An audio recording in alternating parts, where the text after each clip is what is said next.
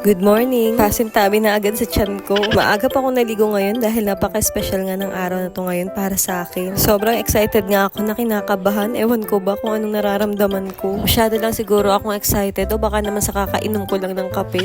Pinaghandaan ko talaga ang araw na to kaya naman syempre talagang nag-ayos ako.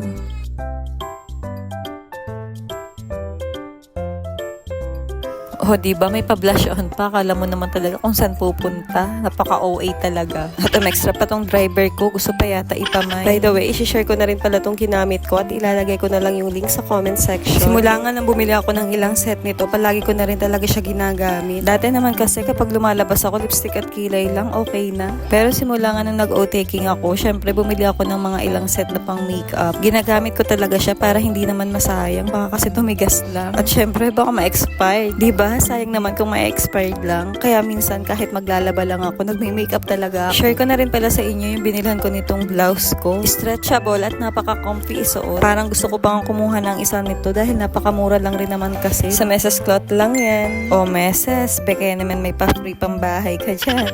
Paalis na rin kami sa mga oras na to at eto nga, nakapag-outfit check pa. Nangalaan pala ako papunta sa labas baka kasi makita pa ako ni Sia. Maghabol pa, hindi ko naman kasi siya pwedeng isama dahil baka doon pa magligalig. At eto nga, bumabiyahe na kami. Sabi ko nga sa driver ko ay mag-shade siya at baka may makakilala sa kanya pagkaguluhan pa siya.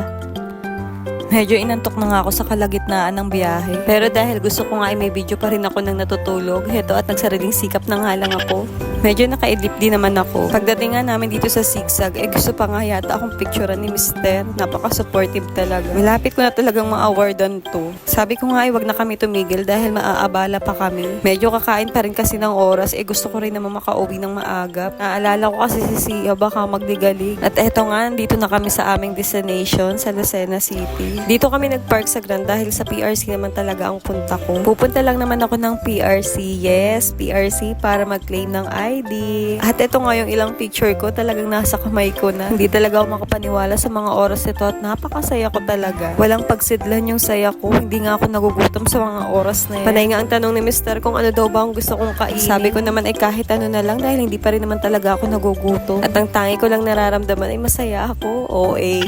Dumaan din pala kami dito sa Campo Crame bago kami umuwi. Meron lang din kasing inasikaso si Mr. Sa trabaho kasi talaga nila kahit off-duty ka na, para ka pa rin naka-duty. After niya matapos yung ginawa niya dito, nagtanong na naman sa akin kung ako ba talaga hindi nagugutom. Habang nagdadrive nga to, panay pa ang sabi sa akin na masama daw na hindi nasusunod ang cravings. Sabi ko nga, ikaw yata ang nagkikrave kaya bumili ka na ng gusto mo. At kung anong order mo, ay di yun na lang din ang sa akin. Chinek ko pa nga yung kinakain niya, baka mamaya mas lamang naman siya. Pero in fairness, at nabusog din naman talaga ako sa in-order niya. Sa mga oras nga na to, sabi ko, galit-galit muna kami.